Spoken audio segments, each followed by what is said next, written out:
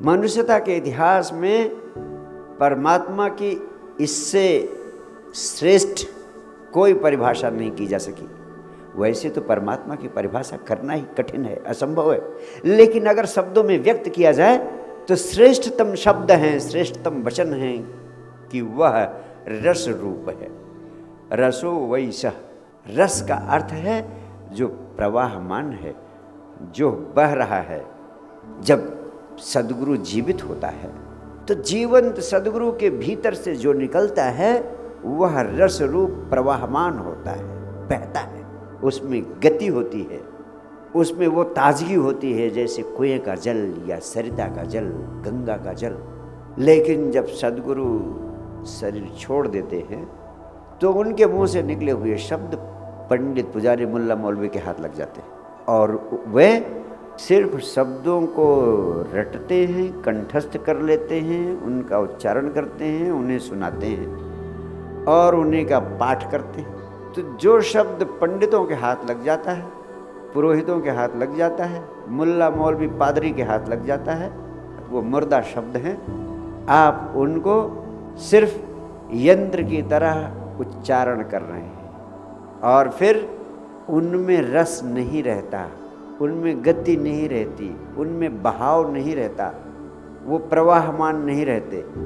वह फिर कुएं या सरिता का जल नहीं रह जाता, जैसे हौज का पानी हो जाता है स्थिर, जैसे डबरे का पानी, यानी वह फिर अर्थहीन हो जाता है, किसी काम का नहीं रह जाता है। और यही तो तुम करते हो, धर्म के नाम पर, परमात्मा के नाम पर, प्रार्थना के नाम पर कुछ शब्दों को दोहराते रहना। अगर उन शब्दों को दोहराते रहने से कुछ होने लगे तब तो एक टेप रिकॉर्ड आपसे ज़्यादा आध्यात्मिक हो सकता है। उसमें आपने गायत्री मंत्र फीड कर दिया और गायत्री मंत्र का 24 घंटे उच्चारण हो रहा है, तब तो उसको बुद्धत्व उपलब्ध हो जाएगा, आत्म साक्षात्कार आपके उस टेप रिकॉर्ड को जल्दी हो जाएगा। आपको तो कई जन्म लग जाएंगे उतना जप करने में जितना टेप रिकॉर्ड कर लेता है, लेकिन वो अर्थहीन है।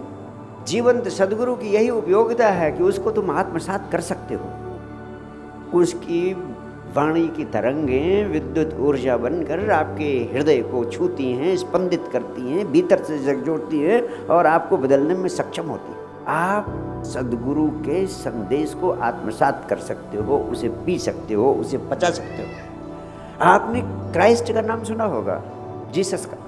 उन्होंने अपनी ज़िंदगी में जो अंतिम भोज दिया, which is famous as the last supper, उस अंतिम भोज में उन्होंने अनूठे वचन कहे थे।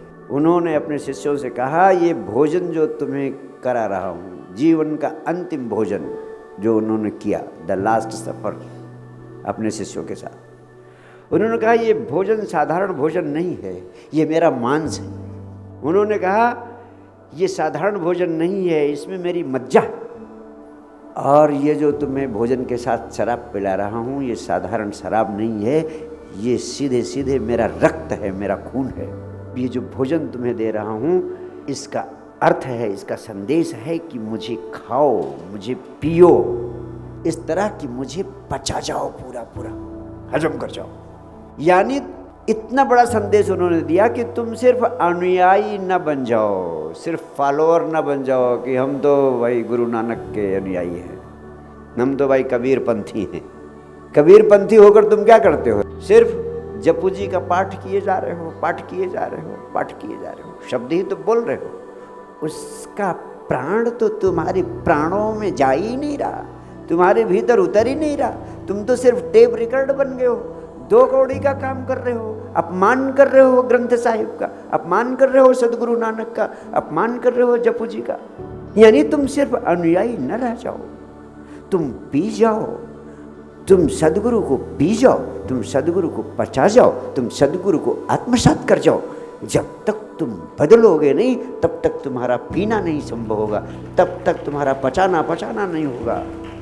और रसो वैसा, वह रस रूप है। रस रूप है कौन? परमात्मा। जिस चीज़ में तुम्हें रस आ जाए वही परमात्मा है। अगर मुझे सुनने में रस आ रहा है तो समझ लेना कि परमात्मा उतर रहा है तुम्हारे प्राणों में धीरे धीरे। रस का अर्थ है जिसका स्वाद लिया जा सके।